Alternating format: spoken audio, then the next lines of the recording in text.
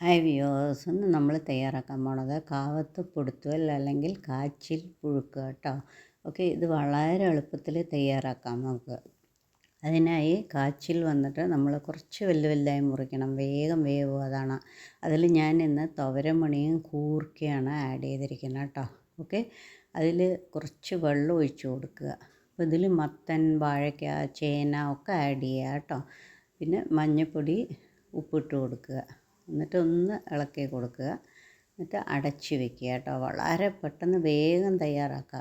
Okay, ഇനി ഒരു അരപ്പ് തയ്യാറാക്കണം. അതിനായി ഒരു അരമുറി നാളികേരം ഒരു മിക്സിയിലെടുക്കുക. ആവശ്യത്തിന് പച്ചമുളക്, കുറച്ച് ജീരകം, ഓക്കെ, എല്ലാം കൂടി അരച്ചിട്ട് ഈ വെന്ത കാവത്തിലേക്ക് ഒഴിച്ചു കൊടുക്കുക. പിന്നെ കറിവേപ്പിലയും ഇടുക കേട്ടോ. ഇതിൽ കടുക് വറുക്കില്ല. സോ നല്ല കാവത്ത് പൊടുത്തോൽ തയ്യാറ്. എല്ലാവരും ട്രൈ ചെയ്ത് നോക്കൂ. Happy cooking.